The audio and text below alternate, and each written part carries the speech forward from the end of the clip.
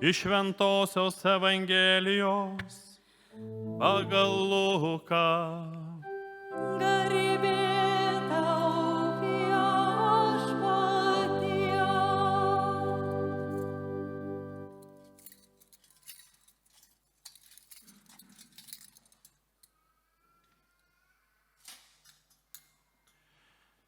Pirmąją savaitės dieną rytui brėkštant, moteris atėjo prie kapo, nešdamosi paruoštus tepalus. Jos rado akmenį nuritintą nuo kapo, o įėjusios vidun neberado Viešpaties Jėzaus kūno. Jos sutriko ir nežinojo, ką daryti, nes štai prisiartino du vyrai spindinčiais drabužiais. Moteris išsigando ir nuleido žemyn akis, o tie vyrai prabilo. Kam ieškote gyvojo tarp mirusiųjų? Nėra jo čia, jis prisikėlė. Atsiminkite, ką jis yra jums sakęs, būdamas Galilėjoje. Žmogaus sūnus turi būti atiduotas į nusidėjėlių rankas ir nukryžiuotas, o trečią dieną prisikelti. Tuomet jos prisiminė Jėzų žodžius. Moteris sugrįžo nuo kapo ir viską pranešė 11 ir visiems kitiems. Tai buvo Marija Magdalietė, Jona, Jokūbo motina Marija. Jos ir jų draugės papasakojo tai apaštalams. Tas pranešimas jiems pasirodė esąs tuščios šnekos ir jie moterimis netikėjo. Vis dėlto Petras pašokęs nubėgo prie kapo.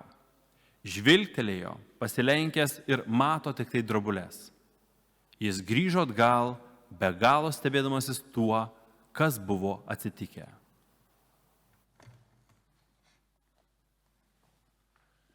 Tai Viešpatie žodis. Šlovė tau, Kristau.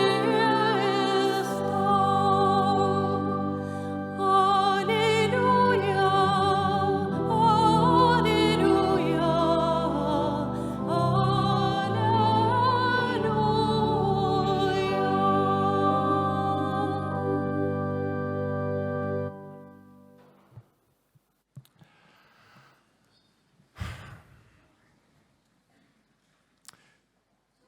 Šiąnakt yra viena iš nuostabiausių metų naktų, bent jau man.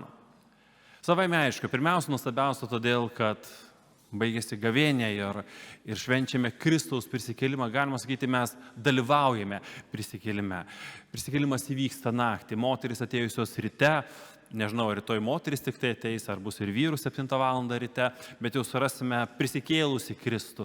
Dabargi mes visi dalyvaujame tame prisikėlime. Gera ir laiku ir nelaiku užgiedoti aleliuja. Pasilgau per beveik 2 mėnesius. Garbė tau, Kristau, amžinasis žodį, irgi viskas teisinga, viskas gerai, bet to džiugaus aleliuja tikrai buvo išsilgusi širdis. Tačiau ši naktis brangi ir nuostabi yra, kaip sakant, dėl kelių dalykų dar. Gyvename technologijų pasaulyje. Pasaulyje, kuriame sukurtos technologijos tam, kad mums pagelbėtų, tam, kad palengvintų, tam, kad paspartintų viską. Dabar nebereikia laukti nei mėnesių, nei metų, kada parašysite laišką, išsiųsite, gausite žinią, kada galėsite dėl kažko susitarti. Viskas gali vykti, akimirksniu. Iš vienos pusės tai tikrai džiaugsmas ir palaima, nes daug dalykų galima padaryti, daug sutvarkyti, galima daug problemų išspręsti ir savame, aišku, sukurti irgi galima. Bet tuo pačiu, kai tos technologijos yra tokios greitos ir tokios, nepaliaujamos, esame įsprausti tuo pačiu į tą ataką, kai mes turime viską nepaliaujamai čia greit ir dabar daryti. Esame atakuojami ne taip, kaip anksčiau, vien tik tai, laiškais arba truputėlį vėliau telefonais, kurie turėjo, ačiū Viešpačiui, tą laidą ir buvai pasiekimas tiek, kiek ilgas buvo tas telefono laidas. Dabar jau nebe tik telefonai, kurie ir laidų nebeturi. Yra gausybė programėlių, per kurias vėlgi esame atakuojami ir išklausiami ir gauname užduotis. Ir labai matosi, kada perskaitė, kada neperskaitė. Turi viską čia pat, čia ir dabar daryti. Ir mes bėgame dirbame, mes stengiamės, mes bandome išgyventi, bandome viską atlikti, viską padaryti ir per tai neretai galime pritrūkti laiko tam, kas iš tiesų yra svarbu. Ne? Ir tas, kas yra svarbu, yra santykiai, yra šeima ir savaime, aišku, yra Dievas. Šiandien jūs čia, nepabūgę tų grasinimų, ėjusių per skelbimus, kad pasiimkite kėdes, nes liturgija ilga, kad nepavargtų kojos, žmonių bus daug, vis dėlto susirinkote čia, palikę namuose visus darbus. Užbaigtus ir neužbaigtus, palikę, galbūt ir telefonus, susirinkę tam, kad galėtumėte atilsėti viešpatyje, tam, kad galėtumėte klausyti, tam, kad galėtumėte tiesiog būti. Mes Evangelijoje girdėjome, kas daugiau skaitote, dar geriau, lygiai tą patį, ką mes galime šiandien žiūrėti ir matyti pasaulyje. Pasaulyje, nežinau, yra daug skirtumų, nenoriu sakyti neteisybės, nes kartais mes išgyvename tai kaip neteisybė. Ne, yra turtingų, yra vargšų, yra sveikų, yra ligotų, yra laimingų, yra nelaimingų, gyvenančių depresijose ir ypatingai kiesi toj pusėje, kuri tave netenkina. Pradedi į tuos kitus žiūrėti su tokiu pavydu ir klausimu Dievui, tai kodėl ir už ką, kodėl tokia neligybė, kodėl mes taip skiriamės. Ir, aišku, Facebook'e vaikščioja ten tos, sako, nesvarbu, kaip tu gyvenai, buvai turtingas ar neturtingas, kapo duobė ta pati, arba tokia pati, ten maždaug mes visi tampame lygiais. Tai galiu, nežinau, paguosti, galiu nudžiuginti, ar kažkaip galbūt sukrėsti ir pasakyti, ne tik tame mes esame lygus. Ir dar vienas dalykas, kuriame mes esame visi lygus, nepriklausomai nuo to, kokius turtus turite arba kokių neturite, kokias galias esate nupelnę arba kurių neturite. Nesvarbu, sveiki ar ligoti. Kiekvieną rytą atsikėlę turite tas pats 24 valandas. Ir nepriklauso nuo nieko, neturite nei sekundę daugiau, nei mažiau. Dievas mums padovanojo laiką. Ir prieš laiką mes esame lygus visi.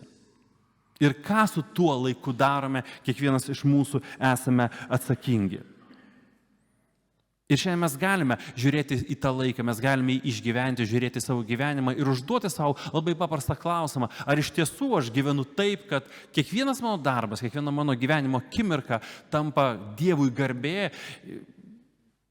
ir žmonėms džiaugsmas. Šventumo dalykas. Ir aš manau, bent jau, nežinau, kaip čia kad gerai nuskambėtų, kaip čia pasakius. Manau ir tikiuosi, kad jeigu paklausiu ir paprašyčiau pakelti rankas, kas taip gyvenate, kad nei viena ranka nepakils. Ir Viešpats tai žinojo. Tam jisai davė malonės, ypatingai per sakramentus, ypatingai per sutaikinimo sakramentą, tam, kad mes turėtume gyvenimą. Kartais mes žiūrime į tuos visus darbus, kurie susikaupė per laiką, į tas visas, vienokias arba kitokias atakas, į tuos visus dirgurius, kurie kartais, atrodo, mus priveda visiškai prie krašto, kai galvoju, dar truputėlį ir nebeištversiu, ir mes į tą laiką, žiūrime kaip į kokį, atrodo, prakeiksmą. Ir tada sugrįžtam atgal, pavyzdžiui, atrodo, į pirmąjį skaitinį ir galvojom, reikėjo jiems nusidėti. Juk dabar galėtume visi laimingi ir amžinai gyventi. Ir iš vienos pusės taip, iš tiesų. Jeigu Adomas ir Ieva nebūtų nusidėję, mes iš tiesų būtume laimingi amžinai gyvenę. Bet ar kada nors pagalvojate, kai kalbame, kad išvarėme iš rojaus ir mes dabar grįžtame kur? Iš vienos pusės mes sakome į rojų, bet tam tikrą prasme mes grįžtame arba siekime grįžti ne ten, kur gyveno Adomas ir Ieva. Nes ten, kur gyveno Adomas ir Ieva, ten buvo laikas. Adomas ir Ieva negyveno amžinai. Ta prasme, kai mes kalbam apie amžinybę. Jie gyveno sode, kuriame buvo gyvybės medis, kuris davė jiems galimybę tam tikrą prasme gyventi, atrodo amžinai, bet metuose ir laike. Prieš tai, kaip žmogus buvo sukurtas, ką girdėjau šios dienos pirmajame skaitinėje, labai aiškiai yra sakoma. Pirma diena, antra diena, trečia diena, laikas jau yra. Saulė ir mėnulis, diena keičiasi, laikas yra. Klausimas, kodėl? Kodėl reikalingas laikas? Kam buvo reikalingas laikas? Suprantu, jau kai išvarė, atrodo, turėjau ten prasidėti laikas, bet laikas buvo ir tenai. Kodėl? Kaip pirmajame skaitinėje girdėjote apie tai, kad sukurkime žmogų pagal savo paveikslą ir pagal panašumą, girdėjote labai aiškiai pasakyta, kad jis buvo sukurtas pagal paveikslą. Ir kaip žinote, turėjo tapti pagal panašumą, pasirinkdamas gyventi pagal Dievą. Ir dabar sekundė įsivaizduokite, kad to baisaus dalyko, kuris, kaip sakant, visą laiką bėga ir kurio neįmanoma sustabdyti, ir kas yra prarasta, staiga jo rojuje nebūtų. Jeigu nėra laiko, vadinasi, yra amžinas dabar. Ir jeigu amžiname dabar yra pasirinkimas būti dievais be Dievo, kito pasirinkimo, gailesčio, grįžimo atgal arba netgi atleidimo negali būti. Nes tai yra amžinas dabar. Jeigu Dievas nebūtų davęs mums laiko, mes būtume kaip tie angelai, kurie pasirinko būti be Dievo, eiti prieš Dievą ir kuriuos mes dabar vadiname velniais. Laikas mums yra dovanotas. Kiekviena nauja akimirka, minutė, diena, nepriklausomai nuo to, ką padarėte prieš akimirką, prieš minutę, prieš valandą arba prieš dieną, tai yra nauja galimybė, tai yra naujas gyvenimas pasirinkti taip, kaip reikia pasirinkti. Pasirinkti gyventi pagal Dievą ir pasirinkti gyventi su Dievu. Todėl šią naktį, kai švenčiame Kristaus prisikėlimą, mes galime Dievui dėkoti už tą dovanotą gyvenimą, už naują gyvenimą, už naujo gyvenimo galimybę. Kiekvieną kartą. Nepaliaujamai, nepriklausomai to, kas buvo. Dievas mums davė laiką ne tam, kad mus pavergtų, ne tam, kad mus apsunkintų, bet tam, kad jis galėtų ateiti. Dievas ateina mūsų išgelbėti laike. Ir eina su mumis tame laike. Šios dienos Evangelijoje Petras, išgirdęs netikėtą naujieną, bėga prie kapo ir grįžta stebėdamasis dėl to, kas įvyko. Nes sunku patikėti tuo, kas yra įvykę. O Jėzus yra sakęs, jei netapsite kaip vaikai, neįeisite į Dievo karalystę. Daugelis iš jūsų dalyvaujate mišiose nebe pirmą kartą. Ir netgi šiuose apeigose daugelis iš jūsų dalyvaujate nebe pirmą kartą. Ir tai, ką noriu jums šiandien palinkėti ir savo palinkėti, kaip minimum, kad išeitumėte iš šių mišių stebėdamėsi tuo, kas čia įvyko.